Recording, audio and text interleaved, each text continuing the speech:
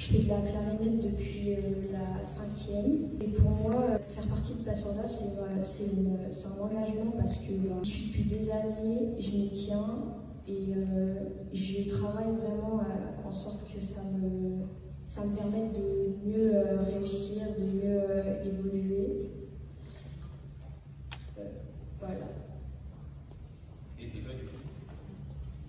Alors bonjour, moi je m'appelle Théo. Je fais de la trompette depuis maintenant 4 années. Donc moi aussi je suis engagé dans l'association Tutti Passorda.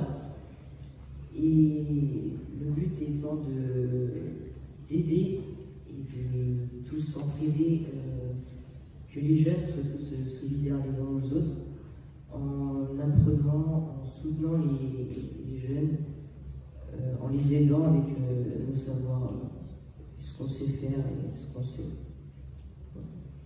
Du coup, rapidement, pour présenter l'association, qu'est-ce que c'est de façon globale? Et si j'ai bien compris, vous êtes à l'échelle, enfin, vous avez pas qu'une antenne et plusieurs antennes, c'est ça? Alors, oui, tout à fait. Je le passais par là. Merci. Oui, je m'appelle Stéphane Fourou, j'enseigne l'éducation musicale au sein d'un collège et notre collège a intégré l'association Passeurs d'Art et nous y avons créé une maison Passeurs d'Art. Donc c'est en fait 3 entités, c'est donc Passeurs d'Art, qui est une association nationale qui utilise l'orchestre pour éduquer et faire grandir les jeunes. Et donc on est en lien avec et le collège et Passeurs d'Art, le lycée. On a créé une autre entité, ça s'appelle COPA, c'est les classes orchestres Passeurs d'Art, qui regroupe des lycéens, étudiants, jeunes travailleurs. C'est-à-dire que les jeunes commencent l'orchestre, débutent la musique en 5e, n'ayant aucune connaissance. Et tout ça, c'est gratuit pour eux, et ils peuvent continuer, les plus grands ont 28 ans. Vous avez tous les deux 15 ans. Voilà. Donc l'idée étant d'apprendre à grandir au travers de la musique. Le but n'est pas en premier d'apprendre à jouer de la musique, mais de vivre ensemble au travers de l'orchestre. Donc il y a beaucoup de pratiques pédagogiques un petit peu différentes de ce qu'on peut aborder d'habitude, et notamment les apprentissages coopératifs. C'est-à-dire, dès la 2e année, les jeunes peuvent transmettre aux élèves de première année, etc. Donc c'est un travail, ce que je leur dis à ces jeunes, c'est que ce n'est plus mon projet, ce n'est plus notre projet d'adulte, c'est leur projet. Et nous, on est là à leur service pour les aider à avancer. Donc c'est un projet qui est en évolution continuelle. On l'a créé, donc cette maison Passeurs d'Art il y a plus de 10 ans, et l'orchestre est composé de 140 musiciens. C'est un des plus importants orchestres de jeunes en France. Et donc, on a peu de moyens financièrement, mais grâce à beaucoup de bénévolat, beaucoup d'engagement de la part de chaque élève, chaque jeune musicien, eh bien, on arrive à avancer.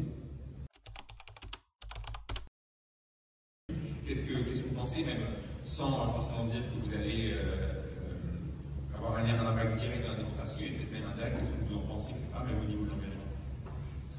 Moi personnellement, je trouve que ça a un impact parce que nous on s'engage dès qu'on est jeune, donc on a encore un peu une insouciance quand on est petit, et du coup on grandit avec les autres, on communique avec des mêmes personnes, il y en a de nouvelles qui arrivent, on ne se soucie pas de l'âge, pour nous ça n'a pas d'importance, ce qui importe c'est qu'on joue, qu'on est des amis,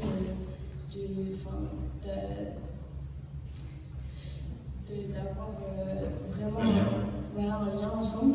Et du coup, le fait de grandir ensemble, d'être là-dedans depuis petit, d'apprendre à s'engager et de respecter ses engagements, et je pense que ça aide aussi dans la vie plus tard, parce que mine de rien, on a quand même, il y a toujours des papiers, des engagements à signer, ou des choses comme ça qu'on doit faire, et je trouve vraiment que ça a un impact et que ça sert dans la vie de tous les jours. Il faisait des prestations dans la cour, on les entendait travailler, tout ça, ce qui est Et ça m'a poussé à vouloir... on a appris plus tard que ça faisait partie de l'association Tutti Passeurs d'Art. Et ça a été super intéressant d'apprendre ça. Et voilà, c'est ce qui m'a donné envie de rentrer dans cette association. Mais comment vous voyez, en tout cas, est-ce que vous allez utiliser plus tard le fait que maintenant là, vous avez fait partie d'un orchestre, vous avez à la fois des capacités de coordination, de sociabilité, etc. Comment vous comptez, est-ce que vous voulez déjà en parler ou vous voulez vraiment garder ça pour vous comme un engagement pour vous et pas pour sur le CV, on va dire? Alors non, parce que nous, grâce à cette association, cet orchestre, on a fait beaucoup de concerts, dont des gros concerts comme sous l'Arc de Triomphe, à l'UNESCO, que des grands concerts comme ça, donc après ça peut nous servir plus tard à noter sur notre CV ou voilà, dire qu'on a fait ça et on l'a fait sérieusement et ça peut être utile plus tard.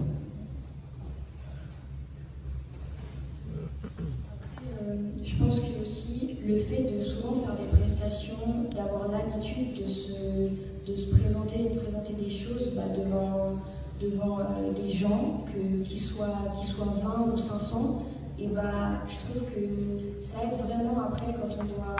par exemple ici, moi ça m'a aidé parce que si j'avais jamais fait de scène ou concert avant, je pense pas que je serais venue ici. Du coup vraiment ça me permet de plus me détendre et savoir que c'est pas parce qu'il y a des gens devant moi que je dois me laisser influencer ou des choses comme ça.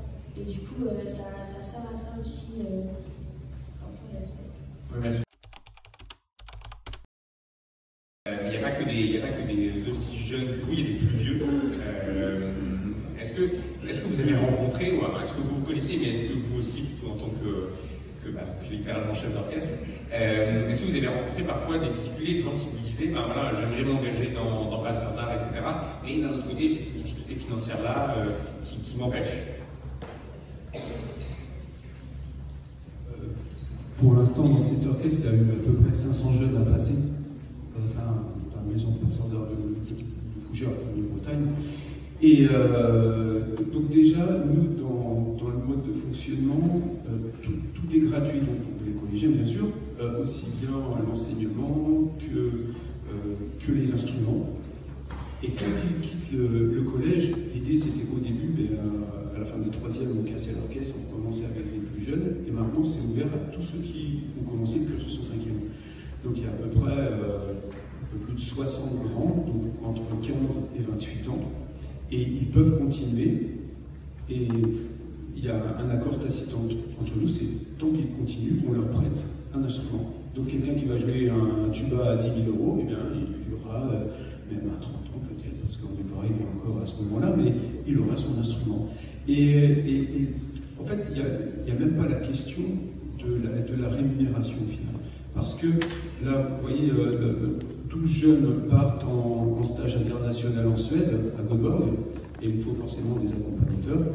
Et j'ai certains des grands qui ne sont plus des élèves au final, parce que ils jouent dans l'orchestre, ils sont devenus des amis, qui ont des diplômes pour encadrer et qui vont encadrer bénévolement en Suède. On leur paye des frais du transport. Mais cette question-là, au final, n'apparaît pas. Parce que dès le début, quand ils ont commencé l'orchestre, avec des instruments très fatigués en 5e, ils ont compris qu'il n'y avait pas d'argent.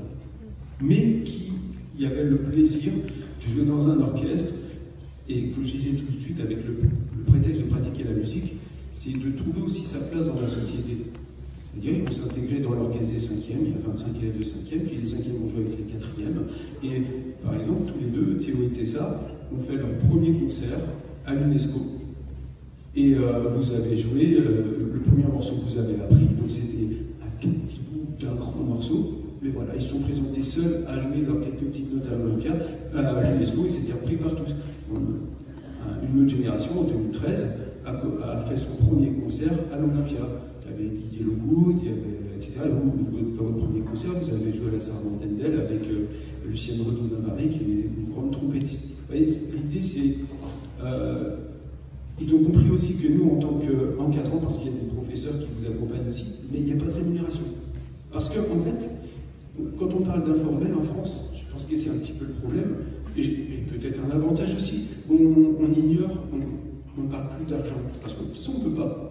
Si on est dans l'informel, on ne rentre pas dans les cases, on n'a pas de financement. Et d'où toute la force de Passeurs d'Art, c'est de chercher des instruments. Nous, au collège, on a 120, 130 instruments, il y en a pour 250 000 €. Mais le collège n'a rien déboursé, les parents n'ont rien déboursé, donc on s'arrange. Et les élèves sont reconnaissants de ça, et au final, il n'y a pas de questionnement à ce niveau-là. Pour moi, non. Certes, dans certains points de vue, on peut se dire que oui, parce qu'on s'investit, on prend du temps et tout. Mais un engagement, c'est avant tout, si on s'est engagé, c'est pas pour rien. On ne s'engage pas dans quelque chose qu'on n'aime pas ou qu'on n'apprécie pas. Donc, quand on s'engage, c'est qu'on apprécie la chose. Donc, c'est qu'on est prêt quand même à sacrifier un petit peu de son temps et pour pouvoir justement. Puis après, tout ça, ça nous apporte des bénéfices. Donc, pour moi, je pense pas. Et là, il y a un gros travail de fait dans la même idée que nous, avec des pédagogies, parce que tu dis Passeurs d'Art, c'est pas seulement le prêt d'instruments, ce sont des pédagogies. C'est en lien un peu avec ce qui se fait au Venezuela dans les systèmes.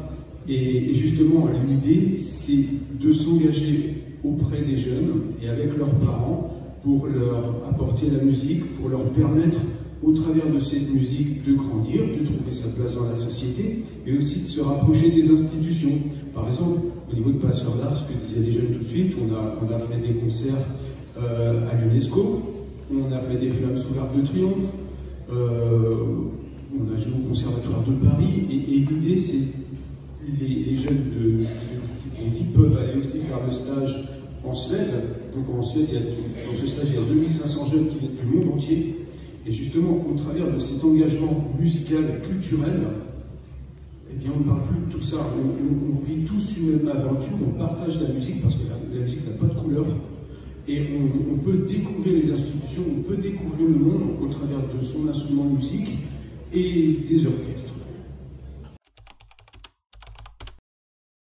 L'étude du Passeurs d'Art, il n'y a aucune différence faite, parce qu'on a par exemple un exemple d'un jeune élève qui est atteint d'autisme, et étant plus jeune, rien qu'un bruit d'oiseau lui faisait peur, il avait peur du bruit et voilà d'autres soucis via le son. Et maintenant il est rentré dans l'orchestre il y a maintenant 2 ans, voilà 2 ans, et on l'accompagne comme si c'était normalement, il n'y a aucune différence entre nous et lui. Et voilà. Merci. Oui, c'est une question qui est compliquée. Comment atténuer et intégrer toutes ces différences? Eh bien, déjà, je pense que quand on s'engage dans un projet comme ça, on se demande pourquoi on le fait. Et la deuxième question, c'est comment on le fait. Et après, avec qui? Et la première chose qu'il faut inclure dans nos démocraties, peut-être, c'est inclure le plus de personnes possible. Donc nous, au niveau de l'âge, eh bien, je suis le plus vieux de l'orchestre, la majorité, l'âge moyen doit être de 16-17 ans. Donc on parlait de certaines discriminations, mais ce qu'on oublie aussi beaucoup en France, c'est le handicap. Et c'est pas parce qu'on est atteint d'une maladie ou d'un handicap qu'on ne peut pas jouer d'un instrument de musique et qu'on n'a pas le droit non plus de pouvoir accéder à un lieu et d'avoir une vie qui va être la plus agréable possible. Et donc nous, c'est vraiment, en fait, je vous le dis souvent, c'est aux enfants famille. Bon, tu parles très bien de Gabriel, parce qu'en fait, il était dans votre classe. Et Gabriel était, scolairement dans votre classe et à l'orchestre. Et Gabriel, vous l'avez pris, bon, il y avait son AESH qui était là, mais vous l'avez pris avec vous et vous lui avez transmis. Il a appris à jouer des instruments avec vos copains seulement. Et Et Clément, ben, il l'a fait travailler comme si Gabriel fonctionnait comme tout le monde. Et comme il n'y avait pas la relation adulte-jeune, bah, c'est le copain, comme s'il l'avait accueilli chez lui. Et alors Gabriel, bah, il fait ce qu'il peut, mais il fait partie de la grande famille. Alors si on en a quelques-uns comme ça, qui peuvent faire à leur façon, l'orchestre sonne toujours. Et on est tellement content de savoir son évolution, de voir grandir. Maintenant, imaginez qu'il avait peur des bruits des oiseaux, des chants d'oiseaux. Il joue dans un orchestre de 140 musiciens à côté de la batterie. Et il s'est engagé dans des études pour devenir un paysagiste. Donc la tronçonneuse, tout ça, maintenant ça. Donc voilà.